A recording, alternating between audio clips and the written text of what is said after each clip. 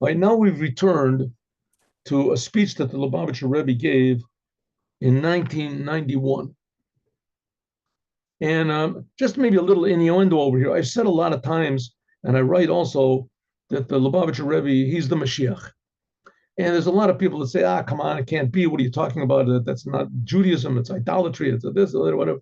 Okay, but I'm not saying that because I like the Rebbe a lot, which I do. And just, the highest title you can give to him is the Moshiach, which that's definitely true. But and there's a Rambam. The Rambam was Rabbi Moses ben Maimon. And Rabbi Moses ben Maimon, he was very, very, reliable and knowledgeable and serious and accurate Jew. And he is the only figure in Judaism that wrote a book that has all the laws of Judaism, everything. And also your attitude that you should have and how to love God and how to fear God and everything. There are certain places where there are people who disagree with the Rambam. If those people are of the same stature as the Rambam, they have the same level of fear of God and the same knowledge of the Torah, then we take their opinions very seriously. Most notably, the Rif and the Rosh, the Rif, Rabbi Alfasi and Rabbi Asher. Those people, they lived, like 800 years ago, whatever. And those people we take very seriously, and we take, and there's a lot of arguments about the different opinions in the Rambam, but no one disagrees with what the Rambam says about Moshiach. Nobody. No one. There are hundreds of different opinions about what Moshiach is, and people take from the Midrash, and people take from the here and from there. And there's, the Zionists say that this is the beginning of the redemption, that we came back to Israel. And all these opinions are based very firmly, but they're not the law. The only one that talks about the law about Mashiach is Maimonides. He's the only one. There is nobody else. I mean, there are others, but they're not of his stature. Okay, so the Maimonides says that anyone who does not believe in the Mashiach and await his arrival is denying all of Judaism. And Mashiach is not just a side thing or the cherry on the cake, something like that. Mashiach is the one that is going to manifest the goal of Judaism, which is that Hashem should be revealed as the king of the universe. And all mankind will see and feel that they're being created by the God of Israel. And that the Torah is the only direction and the only instructions for the world. 7 Noahide commandments for the. So the Rambam says that anyone who doesn't believe in him and wait for his arrival is denying the whole entire Torah. And then the Rambam Maimonides, right, Moses ben Maimon, gives the criteria of what Mashiach is supposed to be. Not that you make up your own criteria and that he's going to come on a white horse or on a white, a white donkey or something like that. He gives exact criteria what Mashiach is supposed to be. So anyone that has these criteria, you are supposed to cling to that person and say, this is the one I've been waiting for. First of all, you have to be waiting for Mashiach. You have to be waiting. And then you got to know what you're waiting for. So the Rambam has all these criteria. As far as I can see, the Lubavitcher Rebbe has all these criteria. That's as far as I see. There's a lot of people that agree with me. It could be maybe that there's somebody better. Could be. Could be. Look around and find it. Could be. Whoever it is, even if you say that the Lubavitcher Rebbe is not the Mashiach, for whatever reason you want to, which that's okay, that's all right, whatever reason you want. But it has to, first of all, you have to believe in someone that does have the qualities of the Rambam. You have to be waiting for that person. In other words, you have to be disappointed that if the Rebbe is not the Mashiach, you have to be disappointed that he's not, because you're supposed to be waiting for someone who is. That's supposed to be the main focus of our lives and drive of our lives. And we're supposed to be tremendously disappointed if this person doesn't come, because the Mashiach is going to be a person that's going to be just like Moses was, that he's going to tell the Jewish people to do things they never dreamed of, and gave birth to the Jewish people. And so it is the Moshiach is going to do the same thing. He's going to take the Jewish people out of their own misconceptions and their own egotism, like we just finished learning, and their own prison of their own thoughts and speech and action and past and things like that. That's why everyone has to wait for the Moshiach, because the Moshiach is going to make the world healthy. And the Rambam gives criteria for the Moshiach. So it's a big shame not to learn these criteria. And then we'll have what to talk about. Where are the criteria found? Look it up. You can Google it, right? Look and Google it. Laws of Kings, chapter 11. Laws of Kings, chapter 11. If you want to write down Maimonides or Rambam, but it's not necessary. It's the very end of the Rambam's 14-volume compendium of all the laws of Judaism. He finishes all the laws of Judaism, all the details, and then in the end he says, and if you don't believe in Mashiach and wait for him to come according to these criteria, then you can throw away all the previous 14 books. You don't believe in anything. Huh? So it's very, very important, this idea of Mashiach. So I'm not just, coming because it's my guy and I have my agenda and, I want you to believe my, let's bow down and pray together and, you're going to get saved. And that's not my agenda. My agenda is the Rambam's agenda, Maimonides' agenda. Maimonides' agenda is that everyone in the world should wait for the Mashiach, and that will change our kishkes. It'll change our whole outlook on life. Okay, that's it. Little foreword about Mashiach. Here we go. Okay, so what is the Rebbe saying? The Rebbe is saying like this.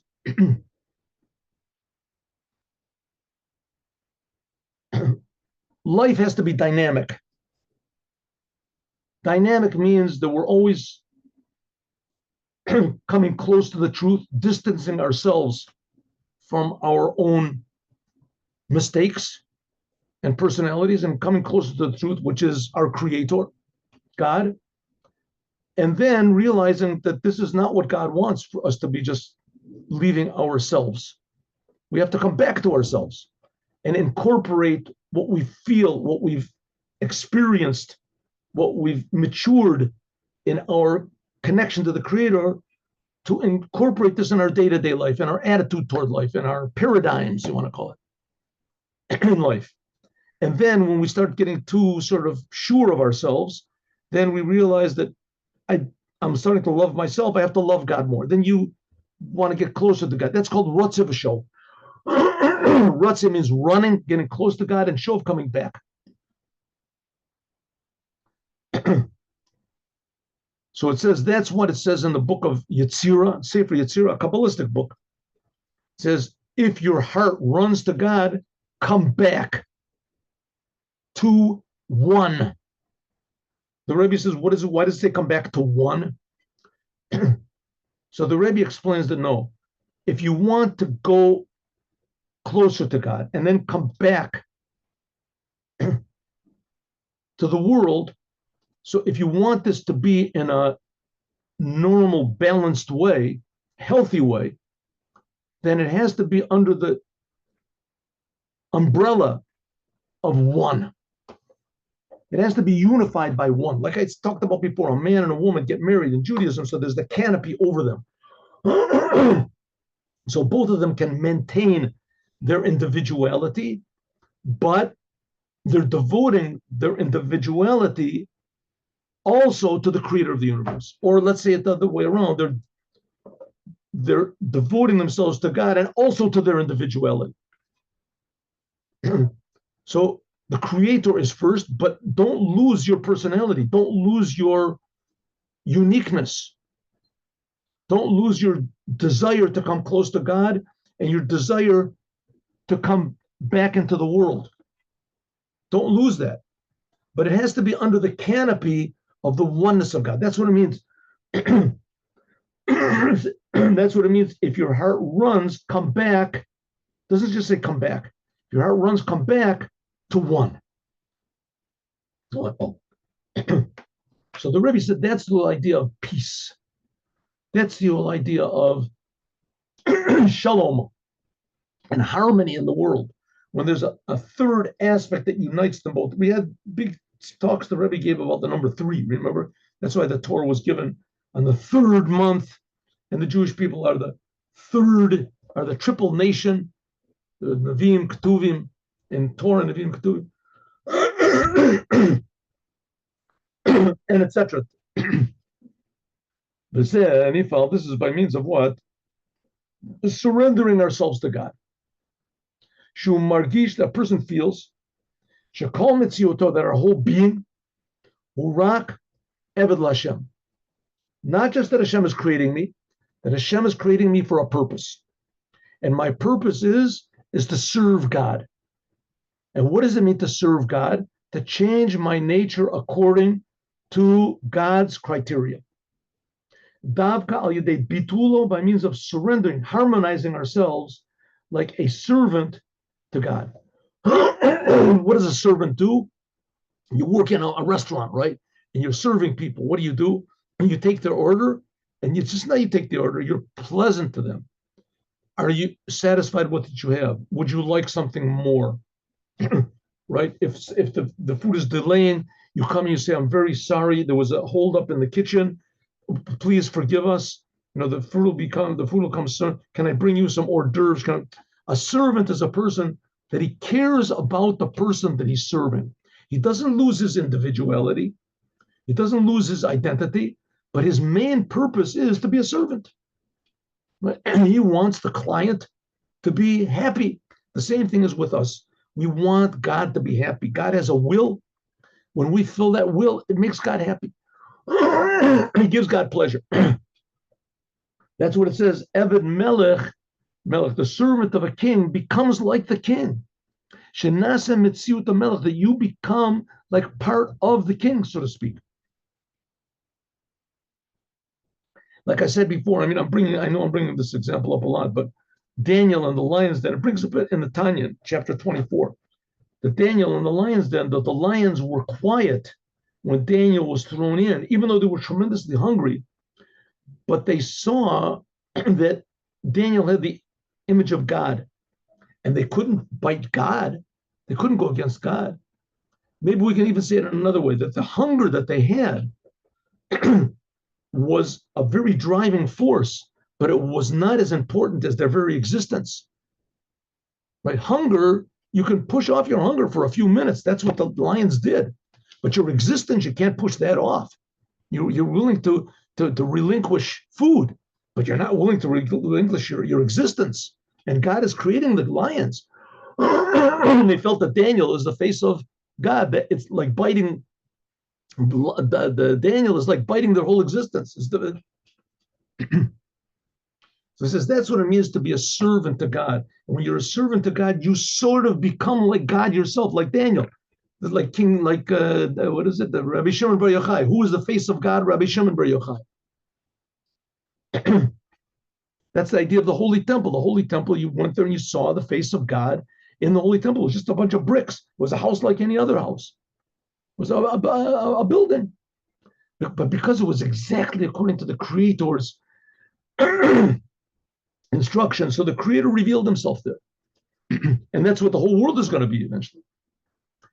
Now we're going to see the difference between what it says, the prayer of a poor person and the prayer of a rich person. A poor person in some ways is much superior. Okay, according to Chassidut, that's what it means.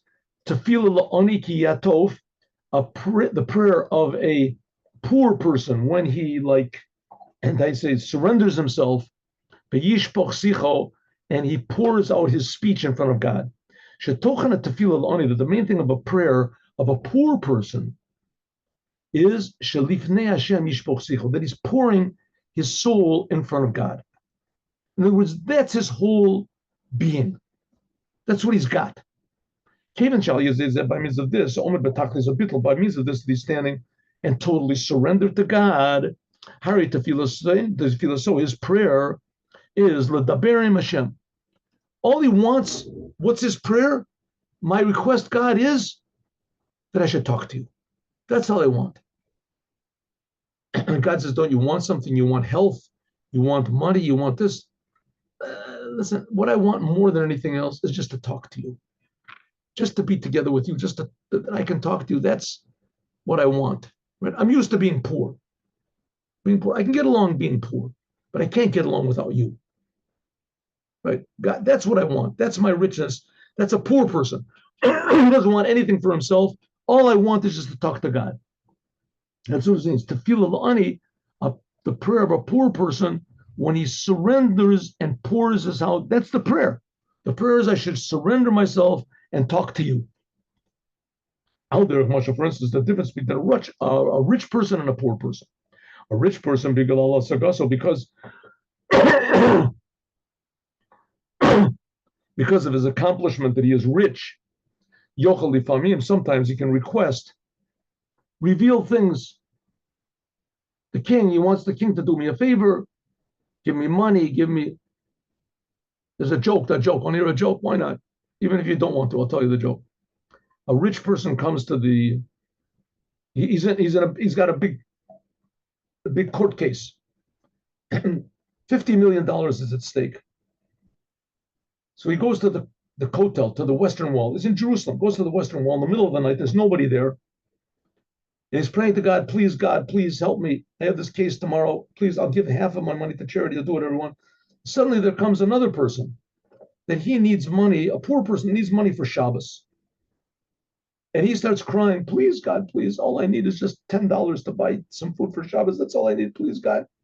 So the rich person turns to the poor person and says, listen, do me a favor. You take these $10. Don't disturb God. Please don't confuse him. Don't disturb him. I want to talk to God alone. Okay, don't do me a favor. So he doesn't get confused. God. Of course, it's ridiculous, right? It's ridiculous. But a rich person, he's like really concerned with himself. He wants to get, what he wants, and he wants a lot, And the poor person, a little bit, a little something. And what does he want it for? Only to keep Shabbos. That's all he wants it for, just to keep Shabbos. I don't know how good an example is, but I think when I heard it, I thought it was very funny. The point of the matter is that the rich person, he's got a lot of things that he wants. He wants silver, he wants gold.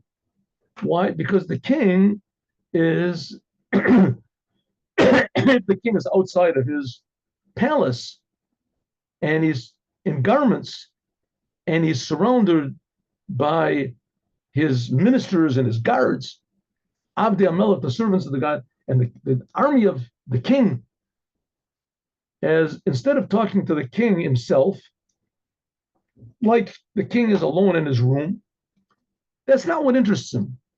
What interests him is, Your Majesty, listen, I need some money, I need some help. Right? I'm happy I caught you outside. Can we talk? Which is not the case of the poor person. The poor person, he says, listen, Your Majesty, all I want is to just be with you in your room. Kevin she'ein lo klal, he hasn't got anything about what to request. So all I want is just to talk to you. The king said, that's all you want is to talk to me? But there's all these people around. I can't. Come into my room. We'll talk. Elder says similarly in the service of God. To feel that usher, the prayer of a rich person, because he has a big understanding. We're talking about rich spiritually. He's a big Kabbalist. He knows the whole Torah. Because of all these understandings that he has about what God is, Hagadlus v'Seder Shtalshlus, he knows all the order of creation. Malchut Shorish, he knows about the angels, the different types of angels, the Seraphim, the Chayos, the Ophanim, different angels, until he knows all the 10 Sfirot. And these are good things. You have to know these things. Very. Therefore, that's the rich person. He is rich spiritually. He's rich. So therefore, a person like this, Yochola Leo, that could be, he wants revelations of God. Kafish Hamelech, like the king, is found in his garments outside of the palace. Right? Oh, I'm happy, Your Majesty. You're outside now. We can talk to you. I need some money. He's surrounded by the angels. This is a tremendous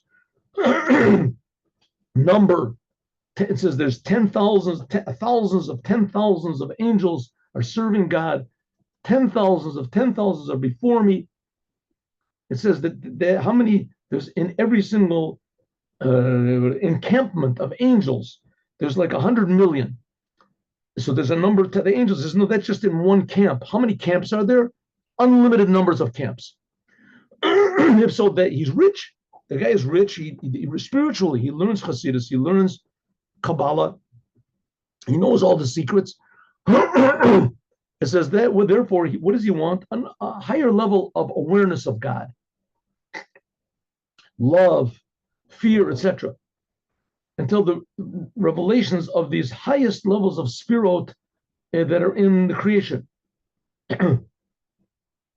Okay, it says the Rebbe, without, notwithstanding the greatness of these levels that he's requesting, but nevertheless, they are levels.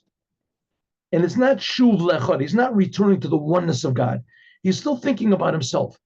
HaKodesh Baruch Hu, God himself. Excuse me. Ubamelis automatically, kam ein lo menucha b'shlemus. Therefore, the rich person, that he's a big Kabbalist, and he knows he's rich, we're talking about he's rich spiritually. So therefore, he's never really at rest because the main thing is still somehow or other himself. Because there's all these different levels, which is not the case the poor person. A poor person, the simple person, a person that he's standing totally surrendered in front of the king. Because he's surrendered in front of the king. He has no comprehension of what's going on. He just knows this is the king. As mitbatet tefilato, therefore his prayer comes from the essence of his heart. He hasn't got any of these ideas of levels and things. In front of God, his heart is poured out. The Daberim Amelech, he wants to talk to the king himself. That's like the story with the Baal Shem Tov, with the child yelling out, crying out. I'll tell you the story in a second. Al derech, like it says, Ani mitpalel dat ze atinok. I am praying like this child. We're talking about in the Gemara, one of the Tanaim was a big genius, and they said, when you pray, what do you think about? He says, I think I try to pray to God like a little baby, like a 3-year-old child. A child, any day, he doesn't know about these upper spherot, what it means, God's greatness. He knows that there's God. He doesn't understand what God is, how God creates the world. There's God. God took us out of Egypt. The Eibishter is called, the highest one. Whatever you think about, God is higher than that. Because the little child is not relevant to all these different revelations. And specifically by means of this, that's like a simple servant, that by means of this, he's made a servant of a king, becomes like part of the king. He receives afterwards all of the big revelations and all the richness from God, from God's completeness and his holiness and his highness. Moshe, like it was by Moses, by means of being surrendered totally, by means of this, Moses became, the prayer of Moses to God was called Tefillah Moshe. That was called the prayer of the rich person. So Moses, he was the rich person. Why was he rich? Because he was more humble than anybody else in the world. But often in a way, Shagam, Bechiluk, Madregas, in a way that all these different levels, the difference between the brains and the heart is, I skipped. And these different levels in the whole order of creation, and even a place where there is changes, there is completion. Okay, so what's the Rebbe saying? The Rebbe is not trying to tell us don't learn the ideas of Kabbalah. No way he's not saying that. It is definitely a commandment to know as much as you can about God. That's the motto of Judaism. Shema Yisrael, Hashem Elokeinu, Hashem Echad. Shema means understand. Understand God, that God is our God. You have to understand as much as you can about God as you can. And you can't understand godliness unless you have some sort of nomenclature. They have to deal with some aspect of God. That's Kabbalah. And that's how Hasidut explains these ideas of Kabbalah. But the reason that we're explaining these ideas is not in order to make us great. It's because it's a commandment. It's a commandment to know as much about God as we can. But that doesn't mean that once we know as much as we can about God, that makes us great, makes us big, makes us exactly the opposite. The main thing is simplicity. The main thing is simplicity. And the only reason we know the whole Torah and we know all these secrets is because God commanded it. That's all. If God would say, stop learning the Torah, start chopping wood, we would do that. We would do that. Stop all this understanding and thinking, just chop wood. Then we would do that. But God didn't say that. God wants us to understand. So we should try to understand the ideas of the Torah and of the Gemara and of Tosfot the same way as chopping wood. God is telling us to do it. But a wood chopper has to chop the wood. The same thing when we understand ideas, we have to chop into the ideas and understand them. But that should not take away our simplicity. And that's what's called the prayer. That shouldn't take away the one, we said, the oneness of God. That's the oneness. And therefore, we can say that this is also hinted at the idea that God is called a king. The servant of a king becomes the king. And the king is the letters Moach, Lev, Kaved, brain, heart, liver. Brain is usually intellect. Heart is emotions. Liver is usually action, blood. The difference between the brain and the heart is that the brain never moves. The main thing of the brain is when it's quiet, right? It has a whole skull around it so that it shouldn't get hit. The skull should not move. As much as possible, the brain should not move. The woman's on the other hand, the heart has to move all the time. It's always moving back and forth. Only in this is the life of the heart is expressed and the effect of the blood, that it pumps blood to the whole body. The same thing is also the emotions, love and fear. That's what makes your personality. That makes the nimsaot, the tenua, the chuka, the bechinas ratzav v'shov. Your emotions, take your example, your emotions for God, they're always moving and coming back, right? You learn more about what God is, and then you appreciate God more. There's more love. And then the more love you have of God, then you feel, listen, maybe I should appreciate more, that you come back. That's called brain and heart. Brain is coming down into the world. Heart is going up. And by means of the servant being a servant of God, that's what's called the one that unites them both. That then you become the servant of a king, becomes the king. What does it mean? You join all these three things together. The brain, the heart, and action, they're all joined. The heart, the brain, which is calm, and the heart, which is always moving, are joined together. That the resting of the heart is drawn also into the resting of the brain is drawn down into the heart in a way that the brain rules over the heart. Sometimes your heart is that's your biggest enemy, is your heart. Your heart is the biggest enemy sometimes, right? Your heart desires something, your heart, you get mad, you have lust, you have depression, you have your heart, that's what you feel. How can you combat a thing like that? That you've got your brain. The brain can rule over the heart, but the brain has to send positive messages to the heart. Usually it's the opposite way around. If your heart desires something, then your brain makes excuses or finds ways to get it. If your heart is in depression, so your brain rules over your brain. All you have is negative thoughts, right? Everyone hates me, no reason to get out of bed, etc. Your heart rules over your brain. It should be the other way around, that the brain should rule over the heart. How is this? If the brain is empowered by humility, even more. So in the end, it's not a way of ruling. It's not that the brain rules over the heart, but it's a way that the brain just tells the heart what's right, what it should want. Hakoach, this is by means of bittul, by means of being a simple servant to the Creator. That's the one that is ruling over all of them. That's the canopy. This reaches to being a servant of the king, to you become united with the king. Your brain, your heart, and your action are all surrendered. This is above any divisions. This gives power to draw true peace, true calmness, and balance in all of the powers of your soul. You never lose it. And to join, in other words, you use your power of anger or love, but you use it only for what God wants. You get angry, your Yetzer Hora. You get and to join the resting of your brain with your heart. And we can say that this is hinted at the liver, that the liver, that's the source of blood, that blood comes from the heart, and it joins all of these all together. We say that the liver, this hints at the canopy that goes over them all, because the source of the blood that enlivens the heart and that enlivens the brain and goes through the heart. Okay, that indicates the servant, being a servant. That's like the liver. The liver doesn't think. The liver doesn't have emotions. It doesn't move.